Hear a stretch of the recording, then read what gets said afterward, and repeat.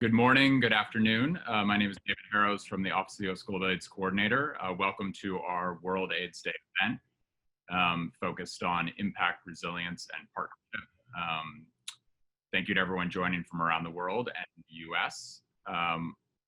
We're excited to have a great program led by Ambassador Birx, who will be kicking us off shortly, and really excited to have some powerful voices from country partners, from communities, from private sector, from really the large PEPFAR family that ushered this program through the past 18 years and produced these incredible life-saving results that we're excited to update today. So without further ado, I'll turn over to Ambassador Birx and pull up her slides to walk us through. Thank you, David, and thank you to the team at SCAC at the State Department. And great to see many of your faces around the globe that have worked tirelessly over the last 18 years to ensure the success that we have had. Obviously, it takes a village, but that village obviously was stressed over that last 10 months, and the resilience that each of you brought every day is remarkable. And I just want to thank each and every one of you for your leadership, for your tireless advocacy and your hard work, and many times putting your own health at risk to really ensure that you reach others. If we can have the first slide. Hold on one moment. Come up.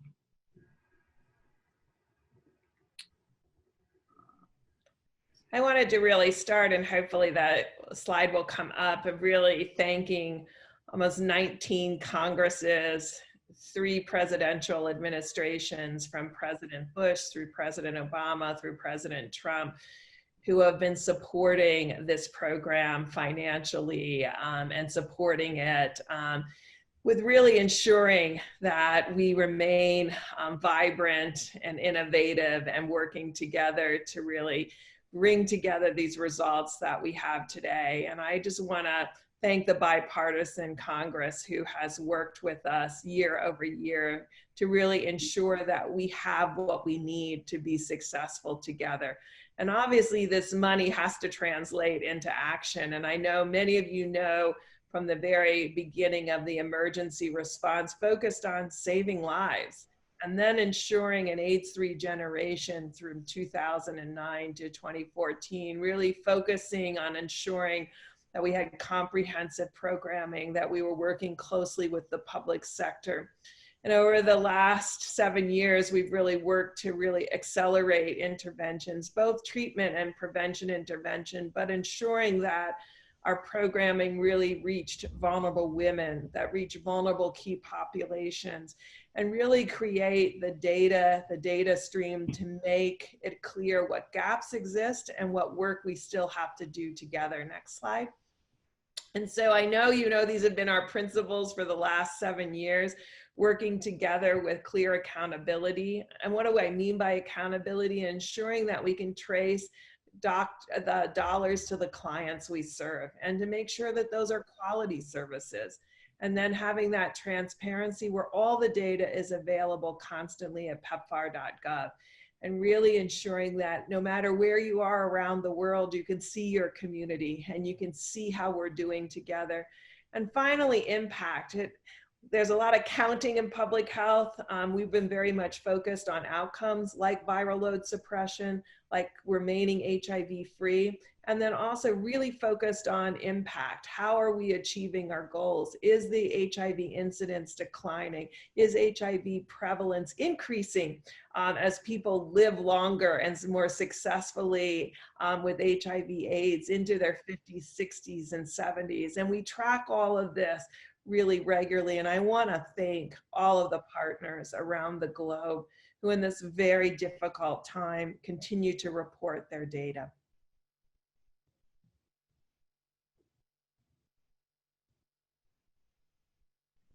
Okay, great. Now we're really excited to have comments from the Honorable Prime Minister from Lesotho, who announced some very exciting results today, which he'll speak to right now. Ladies and gentlemen, Ambassador Birx and partners from across the global HIV and AIDS community, I am pleased to join you at this exceptional event to commemorate our collective successes on World AIDS Day 2020. Today, there is much to celebrate as we review our long-standing engagement and partnership with the United States government through the PEPFAR program. Since 2007, the United States has committed nearly 7 billion maluti to the bilateral HIV response in the Kingdom of Lesotho. I am honored to announce that through the sustained adoption of critical focus programs, initiatives, and strategies, many of which have been supported by PEPFAR, the Mountain Kingdom has met and even exceeded the UNAIDS 1990 goals set for 2020. This year, Lesotho has joined a small group of African nations on target for epidemic control. We are indeed closer than ever before to achieving this goal. Yesterday, with unwavering support from U.S. Ambassador to Lesotho, Rebecca Gonzalez, Her Majesty Queen Masenate Mohato Seiso announced the preliminary findings of the 2020 Lesotho Population-Based HIV and AIDS Assessment, or popularly known as LEFIA 2020. These results show that the Kingdom of Lesotho continues to make substantial progress towards control of the HIV epidemic. More specifically, the survey shows that 90% of the adults aged 15 or above living with HIV are aware of their HIV positive status. Among the adults who know their status, 97% are on treatment. In addition, among the adults who are on treatment, 92% have viral load suppression. As one of only 2 nations to complete the second national survey, LEFIA 2020 serves as a milestone on the path towards control of the HIV epidemic by 2025.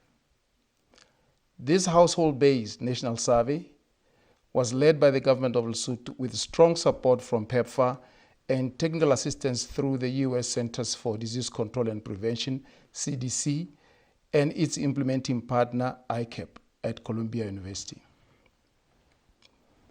Controlling the HIV epidemic in the Kingdom of Lesotho has taken efforts from a wide range of stakeholders, including every Mosotho. Allow me to acknowledge all who have contributed to our country's success. Thanks to the Ministry of Health for the quick adoption of the international guidance and directing our response. I also wish to thank the Global Fund, which has, amongst others, and over a long period, also contributed funding for ARVs, viral load reagents, and human resources for health, among many others. I wish to further appreciate the National AIDS Commission for its efforts, especially for coordination under difficult circumstances. Thanks to UNAIDS for your leadership, as well as the World Health Organization for your technical guidance.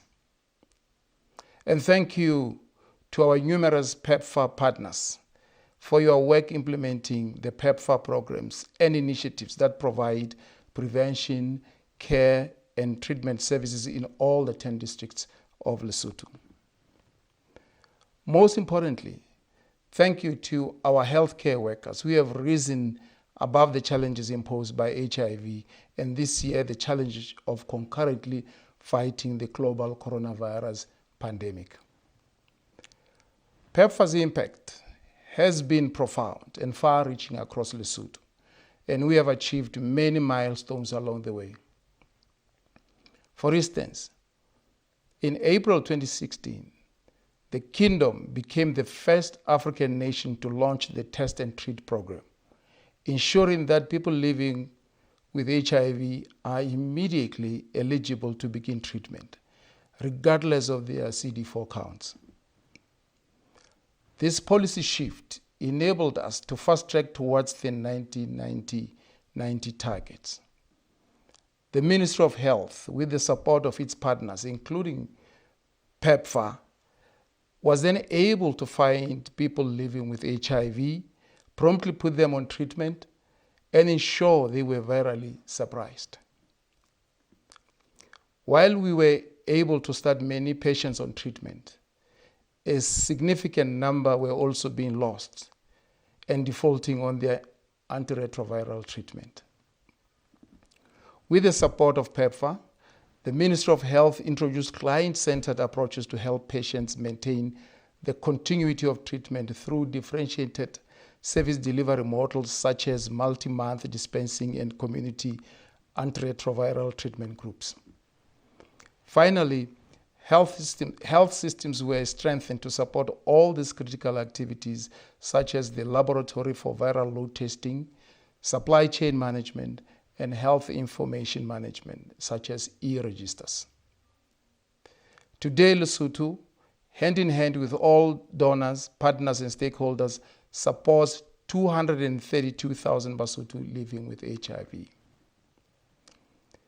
As we think about the impact of PEPFAR in Lesotho, the most significant point we must keep in mind is that over the past several years, we have seen a consistent drop in the number of new infections, as well as the slowing of the number of deaths associated with HIV.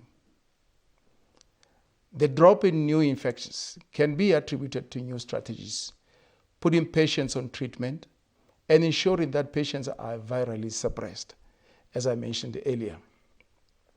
Additionally, the progress has been supported through a multitude of comprehensive prevention approaches, including prevention of mother-to-child transmission programs, voluntary medical male circumcision, programming for our adolescent girls and young women, such as the DREAMS initiative.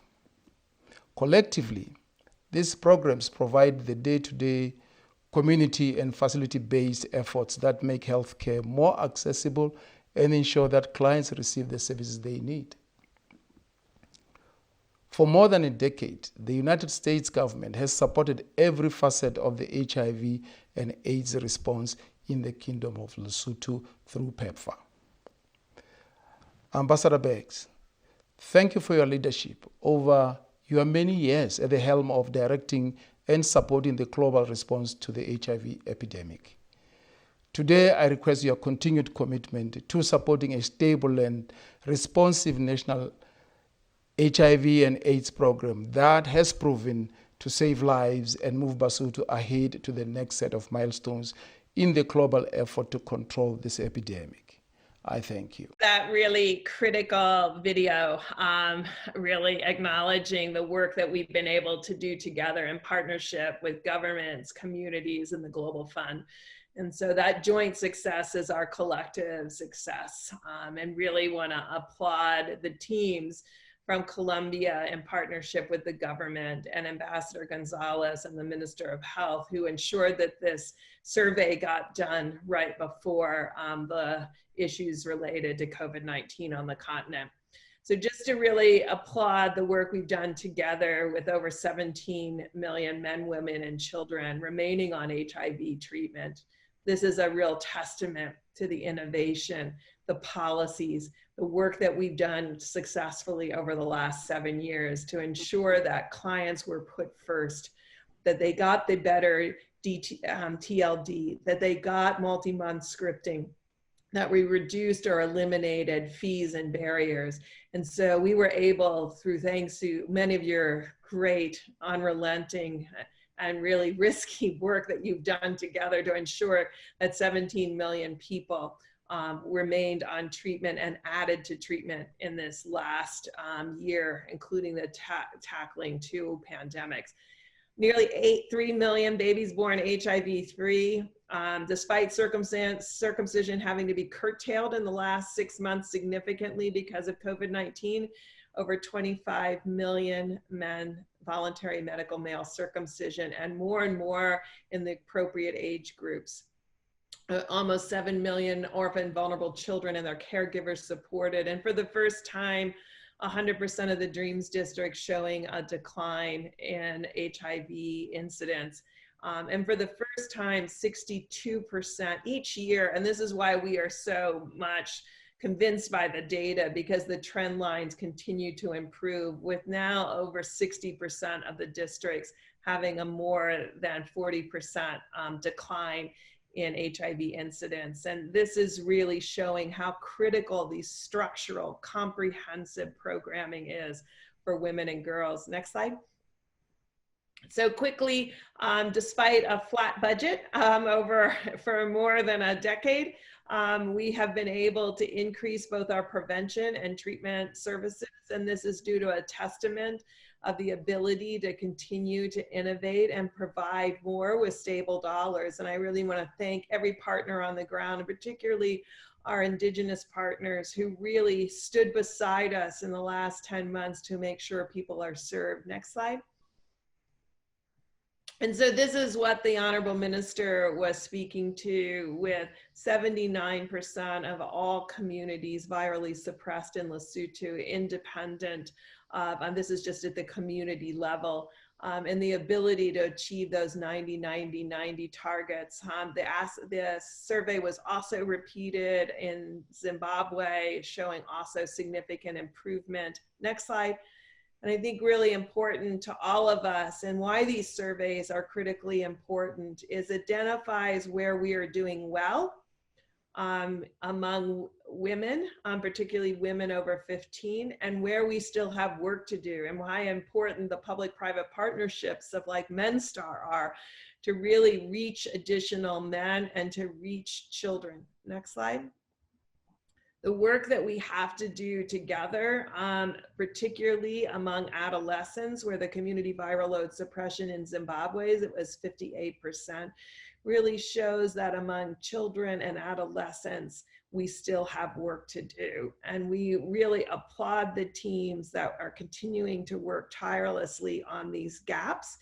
But we do still have gaps in our programming, and I want to thank MenStar for helping with these gaps, and the DREAMS partnership for prevention towards these gaps. Next slide. It talks about our cumulative voluntary medical male circumcision that continues to dramatically increase year over year. You can see where we were in 2012 and 2013. So we've gone from less than 3 million circumcisions to now 25 million circumcisions. And that's a testament of your commitment to our prevention interventions, equal to our commitment to our treatment interventions. Next slide. But we're very proud of the public-private partnership go further together to really reach women with HIV with cervical cancer screening. And just in the last 2.5 years, reaching over 1 million women. This additional services ensures that people not only survive, but thrive with HIV, so that the moms are there to raise their children and their grandchildren, and together continue to support their community, as we know women do around the world. Next slide.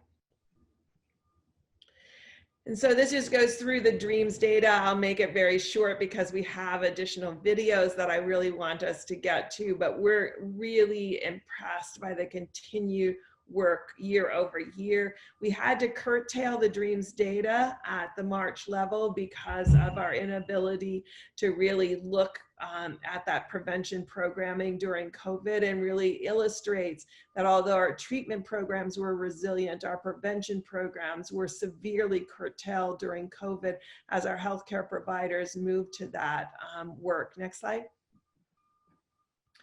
And so this really shows the number of countries where 100% of the geographic areas, and this includes the new districts that we continue to add, had more than a greater than 25% decline, including districts that were only added in the last 12 months. Next slide.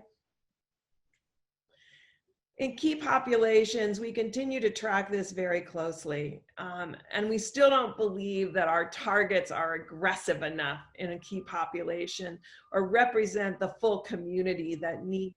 This is our testing services, and although we are achieving targets in most of our categories, we believe that our targets need to continue to be increased year over year. The next slide looks at treatment and treatment initiation and new additional individuals on treatment despite COVID. And we appreciate the strong work done here, but clearly we have to increase our targets as we go out year over year. And the next slide looks at our treatment current in the fourth quarter.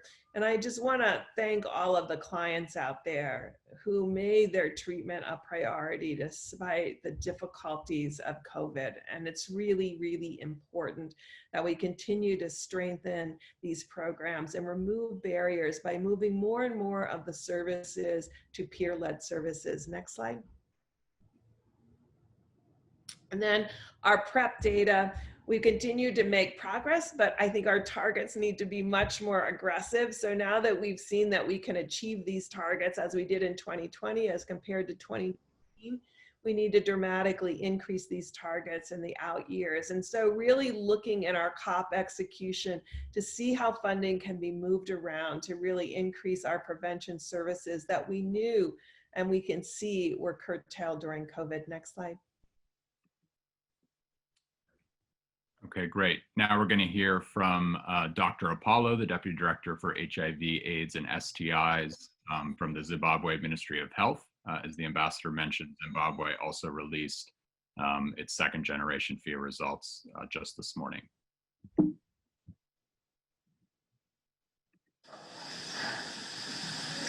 My name is Dr. Tsitsi Apollo. I'm the Deputy Director in the Ministry of Health and Child Care in Zimbabwe.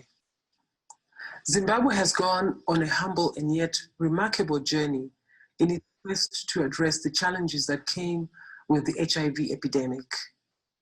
Once one of the most hard-hit countries by HIV, we have mounted a resilient and yet strategic concerted effort over the years that has seen us learn from our mistakes and build from these lessons. Burdened with an HIV prevalence as high as 29% in 1999, we have gradually seen a significant decline to the current prevalence rate of 12.9%, according to the just released results of the second Zimbabwe population-based HIV Impact Assessment Survey, popularly known as ZIMFIA 2020. This clearly demonstrates that the nation's continued and encouraging progress towards achieving epidemic control by 2030. Resourcefulness, accountability, and good stewardship have been our cornerstone in providing effective leadership in the national response to HIV. We have worked closely with our funding and technical partners, particularly PEPFAR, in building sound HIV prevention, care, and treatment programs that have evolved over the years to a point now where the focus is about building more towards a client-centered approach. We believe in meeting the client's individual needs and their health journey, and therefore structuring our HIV initiatives around that. PEPFAR's consistently growing financial and technical support has seen a steady increase from 100 million in 2016 to a staggering 230 million for COP20. Such a financial commitment has enabled us to innovatively invest in accelerating optimized HIV testing and treatment strategies. We have adopted the evidence-based DREAMS initiative, which has been one of our flagship programs.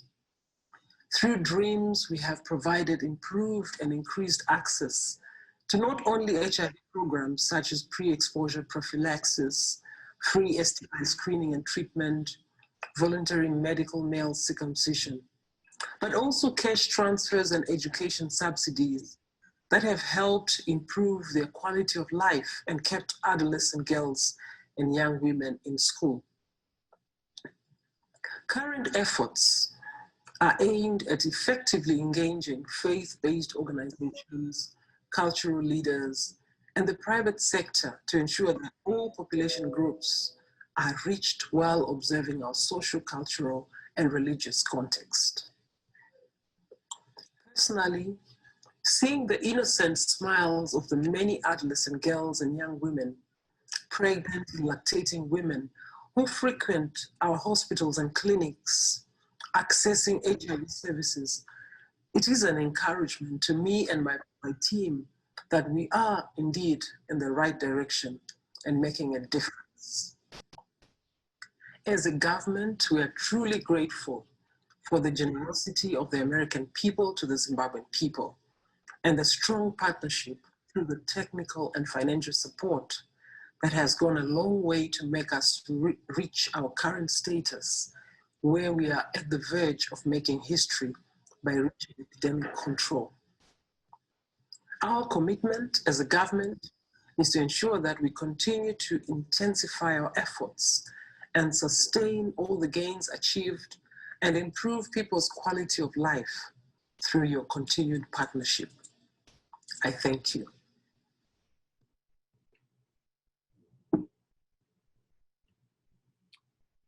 Great, and now we'll hear from Grace and Njobvu, who's a DREAMS beneficiary in Zambia. I want to be an advocate for young people that went through the mistakes that I did. I encourage them, you know what, you just keep on coming to dreams. It will take us far. I experienced gender-based violence. I was raised by my grandparents. Yes, so after completing school, I was invited by my aunt to go stay with her. When we started staying there, everything was all right. Not until I discovered that his husband started abusing me, like harassing me sexually. The bedroom that I was sleeping in, it didn't have a door. So when the wife goes to sleep, he used to come to my room. I used to scream, but the wife never used to come out. My only solution was to run away from that place. Decided to go to my boyfriend's place. After I stayed there for 3 months, I found out that I was pregnant. I told him about the pregnancy, of which he refused, and then he chased me out of his house. I was depressed. I didn't know of how to use condoms, of how to use safe sex, to practice safe sex, because I got my second pregnancy due to lack of knowledge of using condoms. I lost hope in myself. I thought being rejected by 2 men and then having to be a single mother at a young age, I never thought I would go far.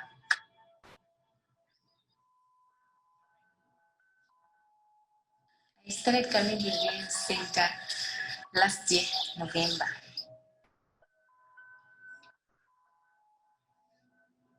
Apart from testing, apart from family plannings, I also went to mental health services here. Yes, which really helped me a lot. I got away from depression. I'm no longer depressed. Yes. So in the biology side, they were teaching us on how to prevent yourself from getting HIV, how to prevent yourself from getting early pregnancies.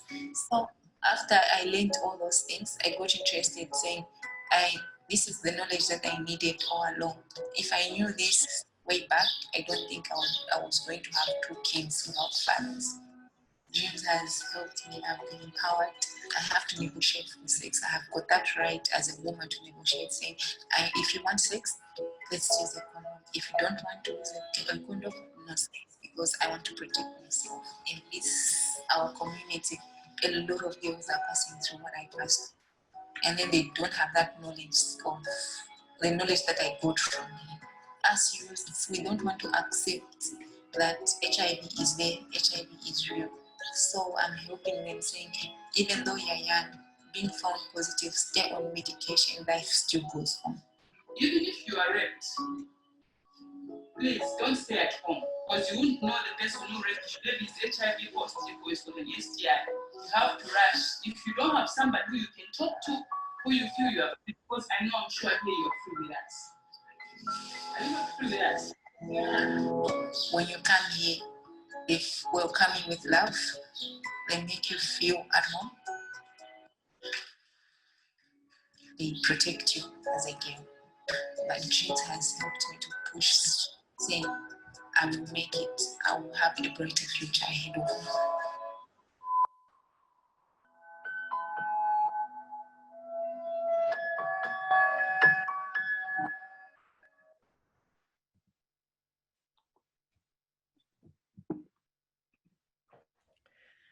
Thank you. That was really always inspirational. And normally we get to be on World AIDS Day with many of the Dreams ambassadors and our Dreams beneficiaries.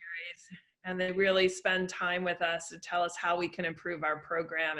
And I missed that feedback. So it was great to hear from one of our Dreams women. So I know you know that we are laser focused on clients and their needs and really making sure that we're constantly looking at the gaps and what needs to occur, and then what impact COVID-19 has. And as I discussed, it had a significant impact on our prevention programming. Next slide. But our critical collaboration with the Global Fund, and as the books show beyond me, my commitment to UNAIDS and their work that they have done with us and the communities. I know that years ago, it seemed theoretical that we needed all of these policy changes, but it's the policy changes that we worked with from communities and the public sector, the multi-month drug prescriptions, the TLD access, the reducing or eliminating fees. That is what gave us the resilience to really work together to really ensure we could respond during this COVID crisis. So I know to many people, they asked why, what is the emergency? Why would we need to increase our Indigenous partners? It is evident why we were preparing. We were always preparing for emergencies as we see in natural disasters and political instability. We were also preparing for a potential pandemic, although we did think it would be avian flu or H1N1. But instead, it was COVID-19, and I really want to applaud the team at SGAC, our agencies, and around the globe who worked together to really adapt programming to this COVID-19 piece and to use our data-driven metrics to constantly look at what we were losing so that we would know how to invest and investments as we move forward. It was also not the platforms that were utilized platforms and our TB platforms, and that is what made it successful. Next slide. And so I really want to thank the team at the State Department and Dr. Otricker and Yila and Paul and Ruffner and Zadie, who worked tirelessly to ensure that we maximized and continued our treatment and to really get this multi-month scripting, to work with our partners to decentralize drug delivery, to ensure that the supply chain remained vibrant. And thank you to USAID, who ensured that our supply chain was vibrant during this time, to make sure that we were able to get PPE there. And then our virtual platforms that we're all learning to cope with, and how we could work with and change guidance on a day-by-day based on need rather than week by week, and critically and essentially ensuring that our communities were giving us feedback about what was being lost. And I think still we do need to get things that is clear now that the public sector not really provide in this time of need and services for both treatment and prevention, particularly among those that are most marginalized and most vulnerable, who have been really, that has been laid bare during this COVID-19 epidemic around the globe. Next slide, please.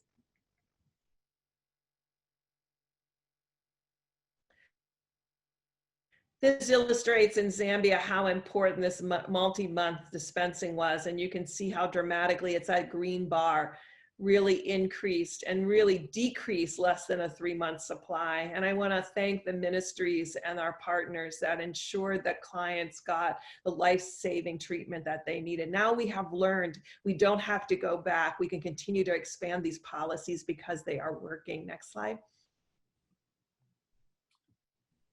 Great. Now we're going to hear from the Minister of Health in Zambia.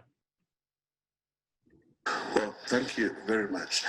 In the last 4 years, the Zambian government, under the stewardship of His Excellency President Edgar Chagwa, has embarked on a transformational path to rebuild health systems and reposition for universal health coverage.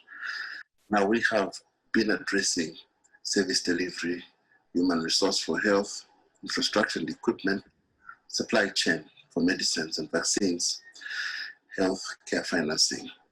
We've been looking at leadership, governance and accountability, research, critically, public health security. As we rebuilt our health systems to reposition for health for all, public health security was pitched as a high priority. 8 months ago, Zambia, like many other countries in the world, started battling COVID-19. And we triggered the Public Health Operating Emergency Center and came up with an 8-point strategy to combat COVID-19.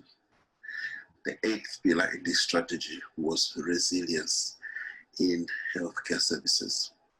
That entailed that we preserved routine health services, including HIV/AIDS services. Zambia set a legacy goal to attain epidemic control of HIV/AIDS by the year 2020, and the COVID-19 outbreak has not derailed us from that focus. As we speak today, we've bested the 95 UNAIDS targets. We are confident that epidemic control of HIV/AIDS will be attained by the end of the year 2020. What has helped us maintain track during COVID-19? The political will at the helm. The President has provided unmatched and unwavering political will towards the fight against COVID-19 and to all the fundamentals of the response, like I said, that included resilience in healthcare services, that include HIV/AIDS programming.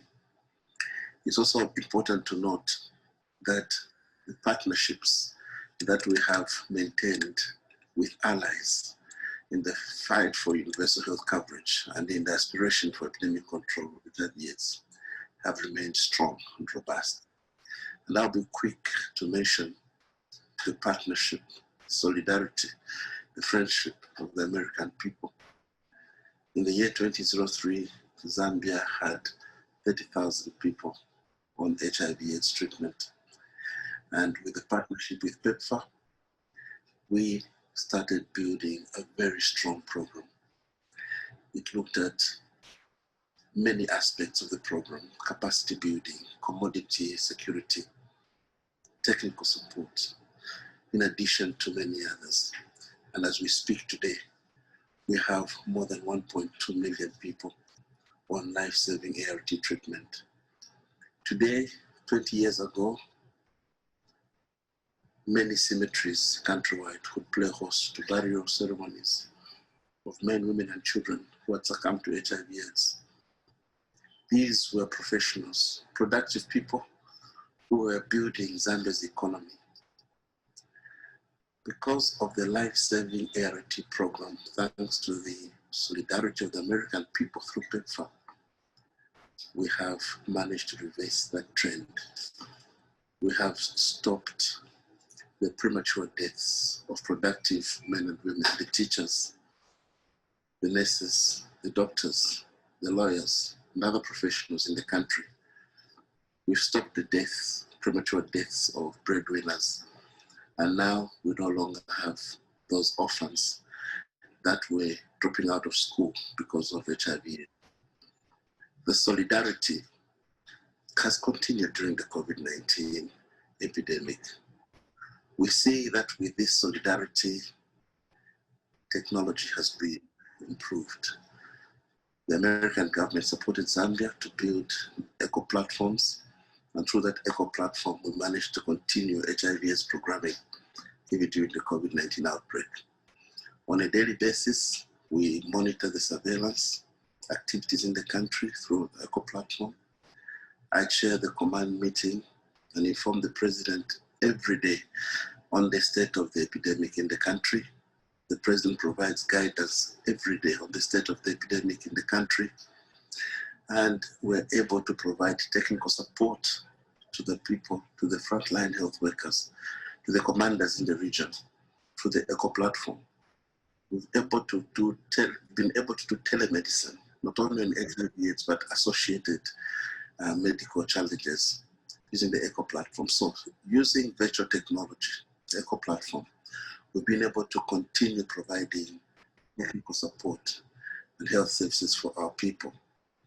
So resilience in the healthcare system, in addition to the other pillars in the 8-point strategy to fight COVID-19, has been maintained, and that's the reason why today Zambia is firmly on track in its target in HIV/AIDS programming. Together with our partners, the American government through PEPFAR, we're confident we'll attain epidemic control of HIV/AIDS.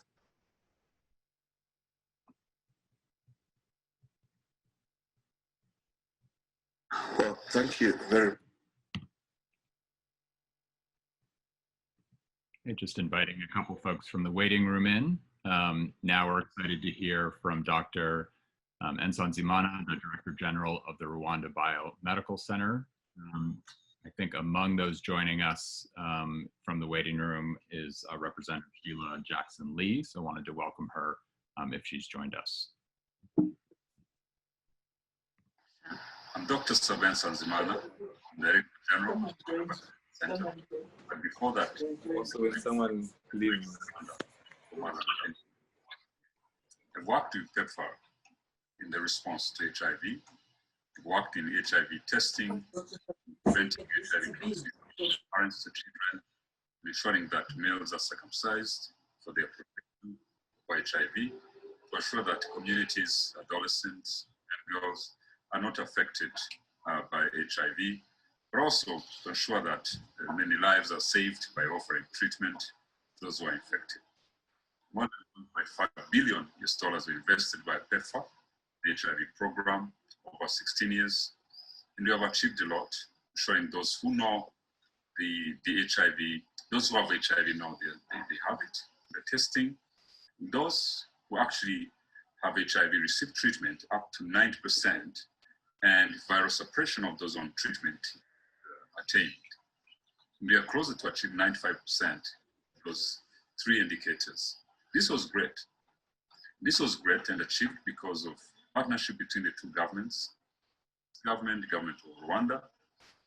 So we've driven this program from beginning where people are dying from this virus to a time where people have attained a life expectancy and continue to achieve what their dreams, even if they have this virus.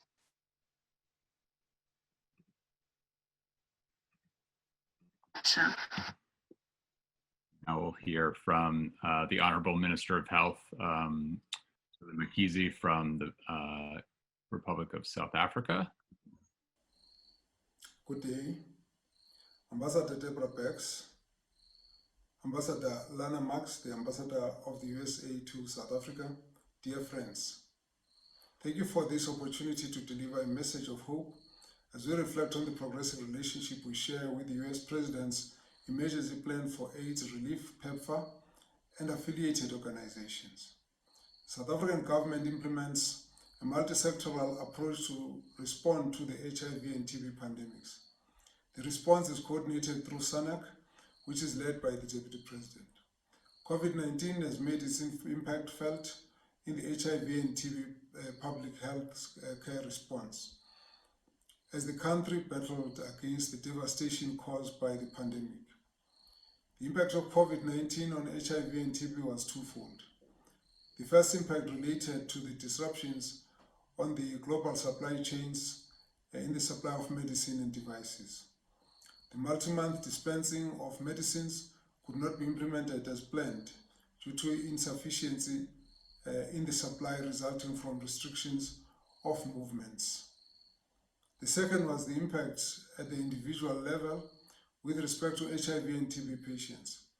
TB and HIV testing dropped substantially by approximately one-half during the lockdown periods. PEPFAR continues to support the government of South Africa towards the goal of HIV epidemic control.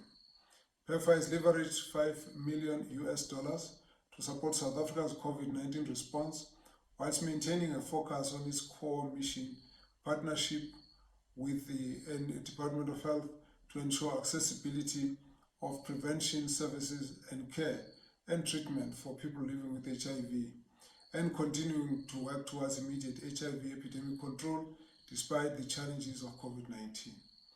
The National Department of Health, along with the partners like PEPFAR, implemented a catch-up plan that involved integration of HIV and TB services into COVID-19 programs.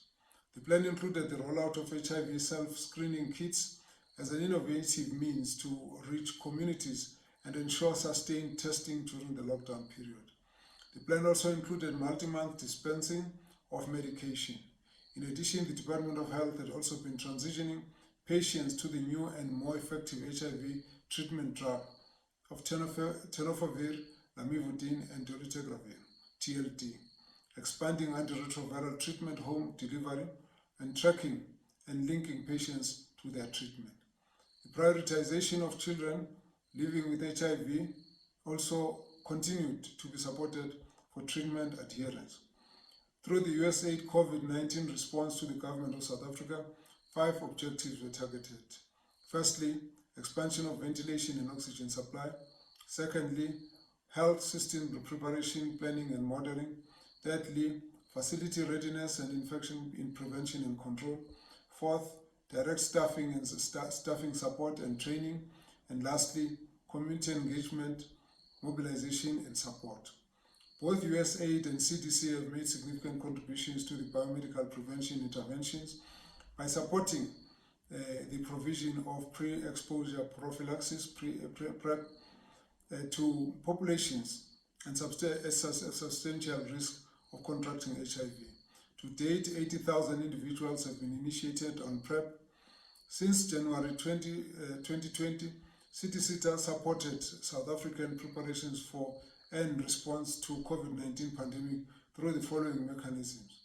Firstly, provision of technical assistance to the Department of Health and National Institute of Communicable Diseases.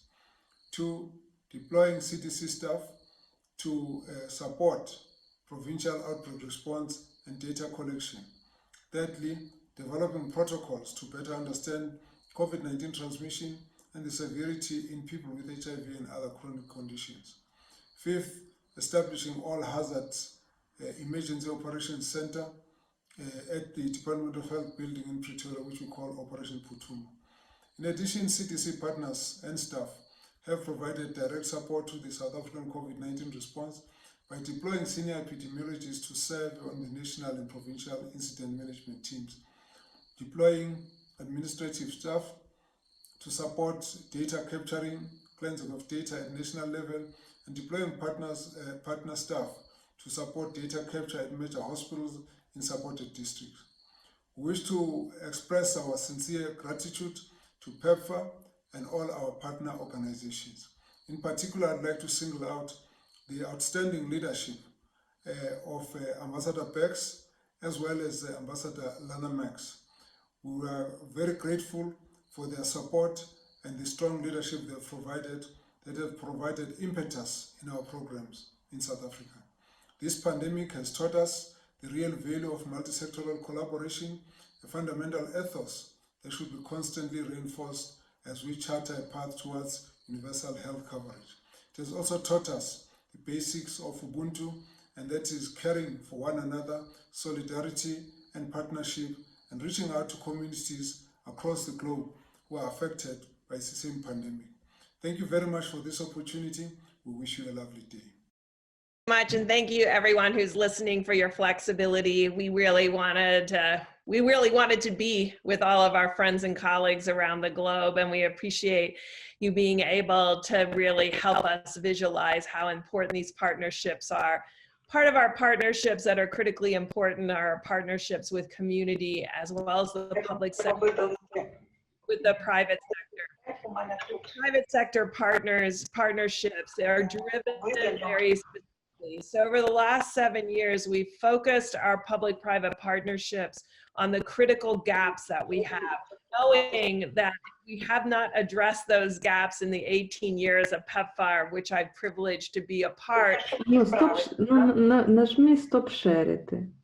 Стоп шерити, може воно через мене зависає. Sorry, we're having interference. Could everyone please mute themselves? Yes, thank you. And so these public-private partnership, as well as our work with the multilateral agencies, has been essential. Next slide. And part of these gaps that we've identified was really through working with communities and looking at what the Global Fund had done with communities, and the community-led monitoring, and really helping us utilize this community groups to really ensure that we are reaching clients with the needs that they have, and have that constant feedback of whether our services are meeting the needs of the individuals we're serving, both at the prevention and treatment services. And this has also led to some very evident gaps in reaching marginalized and vulnerable population, and particularly in times women and girls in prevention activities and our key population.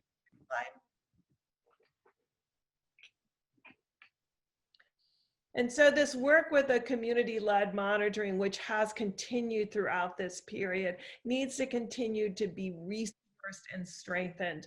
These individuals work with our clients and really provide us the feedback of whether our services are providing the quality and meeting the exact needs of every single client. And I want to thank these community-led groups who have provided us this clear feedback. It's why we knew to tackle which policies when, but we knew how critical these fees were, both the informal and formal fees, and how critical it was to stop these informal fees as well as the formal fees. Next slide, please. And then the critical role of local partners. If we hadn't had this push through our agencies to increase investments in Indigenous partners, we would have not been able to sustain these critical life-saving programs through this COVID-19 pandemic. And I want to thank the agencies who worked tirelessly on this. I know at a time it seemed like it was a reach goal. It seemed like, why now? And why was this important? But because of your work and because of the leadership on the ground, we have been resilient and we have been able to continue our programming. And these essential services have been provided by local partners. So thank you to the agencies who stepped up and really made this happen. Next slide, please. And so this is CDC's data, and they are at the 70%. Next slide. And USAID is working very closely to get to 63% with the current COP that we were just approving. Next slide, please.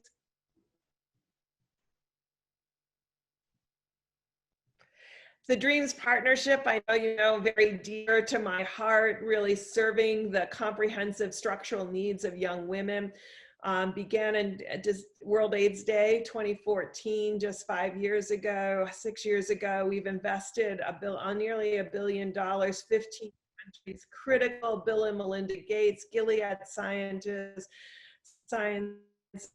Girl Effects, Johnson & Johnson, and Eve, and really providing that comprehensive need to young women. Next slide. And you heard from one of those beneficiaries of how important this is, and you saw the results earlier.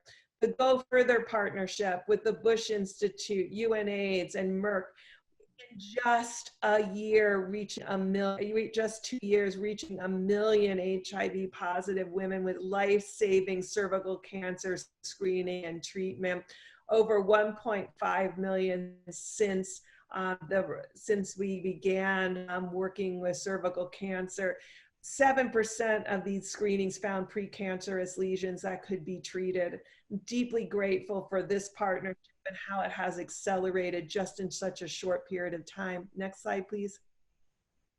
As we discussed with our findings, we've had gaps in children and we have gaps in our male programming, and bringing in our churches and our moms really helped us both help with children and getting access to children for services, but also ensuring that we can reach more men. Next slide, please. Our Vatican initiative, and we want to thank the Vatican for their tireless support of this, and for the companies and the pharmaceutical sector, both the innovators and our generic companies who made commitments, honored those commitments, and that's because of that, now children are being served with treatments that they can take. It doesn't help to have a treatment that young children spit out if they cannot tolerate the taste. And this was really the innovation that has occurred over the last several years, led by the Vatican, but supported by our partners on our ground, WHO, UNAIDS, and collectively our FDA and our U.S. government partners. We have created a program that's delivering for children. We held each of us accountable. Next slide, please. And our critical MenStar program. You saw from the review data that the gap we had was in adolescent women, that we're really working to address that through DREAMS, but also in young men. It was a new approach, putting men at the center, hearing what their needs were, and responding to those needs with differential service delivery, service delivered in a different way to meet male needs. I know this sounds like, well, why not? But at the time, and Lesotho, the Minister of Health, was one of the first groups that created male-only clinics and really provided space for men to be served by other men in clinical care, and really advancing that model that has been successful in getting new men onto treatment. And again, these public-private partnerships, bringing together the innovations of Gilead, the Global Fund, and our groups with Johnson & Johnson, really changing our messaging and our approach. Next slide, please. Great. Now we're excited to hear from Doan, the Director of Lighthouse Social Enterprise in Vietnam, one of our key partners in community-led monitoring, as the Ambassador mentioned. Hi, my name is Thanh, and I'm Executive Director of Lighthouse Social Enterprise and Young People Population and LGBTIQ Organization in Vietnam, working towards a future of better health, equal rights, and sustainable development of the community. In the last couple of years, we have seen a positive shift in Vietnam in the way clients and community have engaged with the health providers in HIV service delivery because of the exciting and effective innovation on community-led monitoring through the establishment of the Community Advisory Board, Community Scorecard, and KP-friendly service standards. Because Vietnam is a key population-driven HIV epidemic, the stigma is still a huge barrier for key population, especially men who have sex with men, to access the HIV cascade. These initiatives identify and address the particular needs of key population around privacy, confidentiality, ensuring the safe spaces, friendly languages, and most importantly, ensure that their feedback is used for improvement. Lighthouse is working with Hai Nguyen, the Hanoi Medical University, and U.S. CDC Vietnam through the PEPFAR programs, has placed the client in the center of the program design for the friendly HIV services. The key principles of these initiatives is collaboration. This is not clients and community standing on one side and the health provider on the other, to finding mistake, placing blame, or pointing fingers, but together to identify the issues need to be improved and brainstorm the joint solution to increase the client satisfaction. client voices are important for health providers to understand how to provide better services. And the community plays a very powerful and important role in being the bridge between them. The Community Advisory Board and Community Scorecard facilitate a safe and mutual accountable process for discussion and joint problem solving. This empowers is not only clients, but the health provider too. So far, there are many positive changes to the way healthcare is designed and delivered because of this innovation at the multiple levels. In individual center client level, reduce waiting times, increase the uptake of TLD, M&D, improve viral literacy, etc. In facility provision level, increase the referral from the CBO, improvement in service quality, including counseling, referrals, and linkage, creation of the private counseling rooms, community leadership level using data for quality improvement and for solution. To measure effectiveness, facilitation, and negotiation skill to work with health leaders and expertise in designing friendly services. In provincial and system level, establishment of the community advisory board and other models as formal feedback for better understanding client needs and concern, norming practice that promotes service friendliness, such as like not calling out client name or supporting SOP that reduce waiting times, and seeing community clients as the best authorities for designing friendly services. Based on our work, VAIC had just issued a guidance to HIV clinic on friendly standards, adapting them for the KP-friendly standards we created with the CDC Vietnam. Because of community experts and client voices are core to this initiative, we are empowered and have a stake in the success of the sites we are working with, and it creates the trust and a sense of mutual accountabilities to ensure that the client gets the best service possible.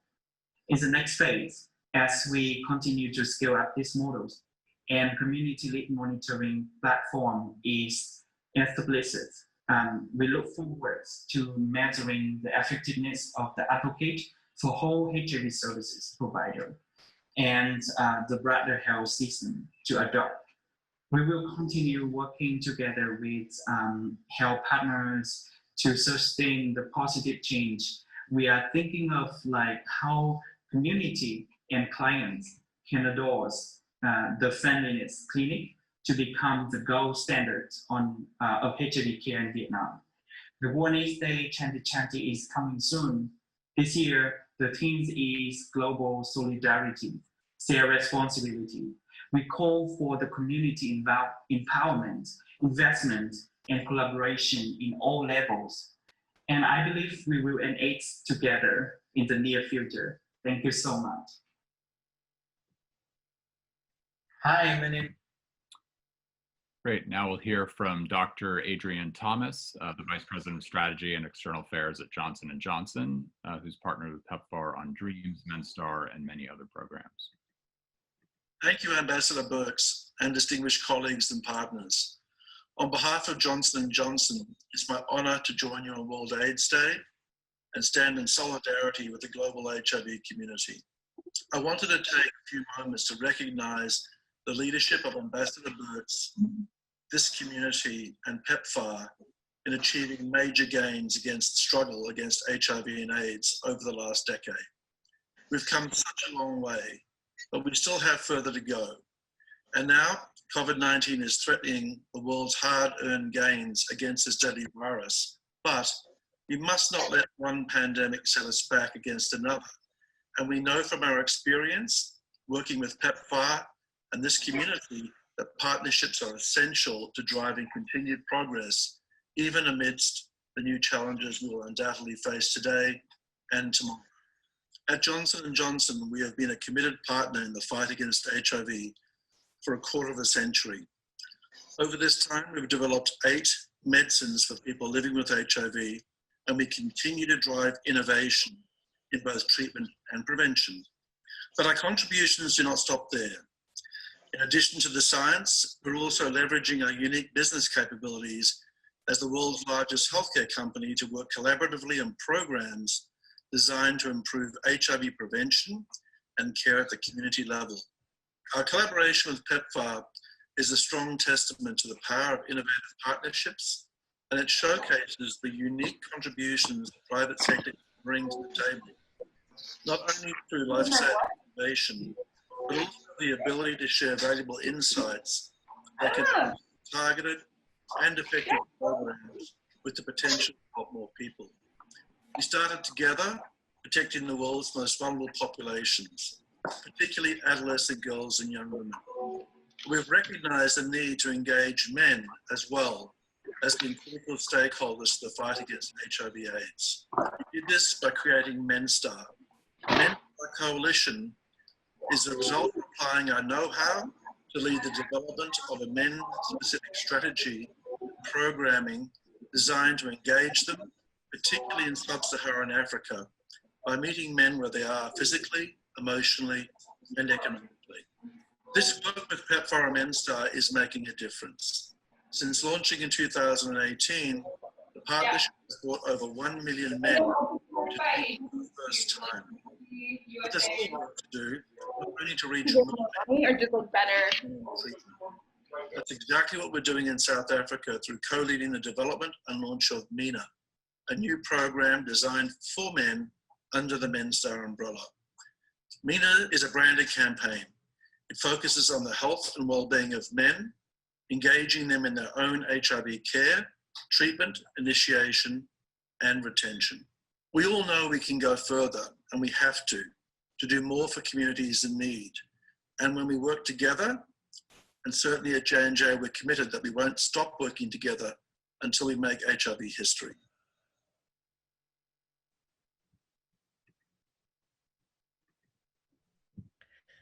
So I really want to thank all of you who joined us today.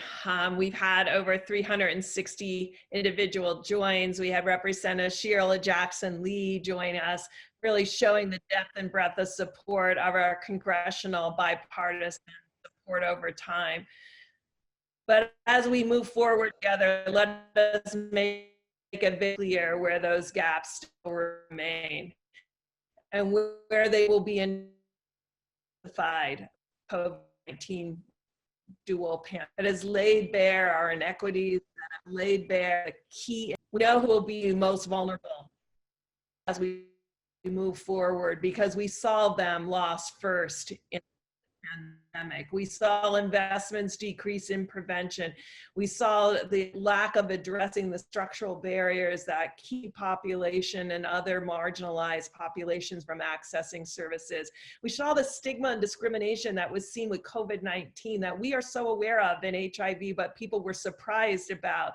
When it became so difficult today to get people to be tested for COVID-19, we understand those struggles and we can bring our insights to these type of pandemics. But let's be very clear, the damage done to the economies, the damage done in middle income and upper middle income countries across Eastern Europe will require us to really look at our multilateral partners and ensure that there's a one-time exemption potentially for Gavi eligibility to ensure immunizations, to Global Fund payments, to really ensure that people can serve with these life-saving services when ministries of health has spent so much on both the COVID and HIV response, and to finally really seriously fund peer-led research and peer-led services and peer-led monitoring, paying for those services, paying for those preventions, and paying for those treatments outside of the public sector to really renew our commitment to ensure that those individuals that we know need additional services are served. So to the women and girls who will suffer post-COVID, to the gender-based violence, to our key vulnerable and key populations, this is our call to action. We have answered that before. We have come out of very difficult situations and responded. And I know all of you on these screens will. Thank you for joining us for World AIDS Day. We're remembering where we have been and where we go together, and remembering those that we have lost, and in their name, the service to others that we need to provide going forward. Thank you for your work. Thank you for joining us. And thank you to the U.S. Congress who has supported us through these 18 years.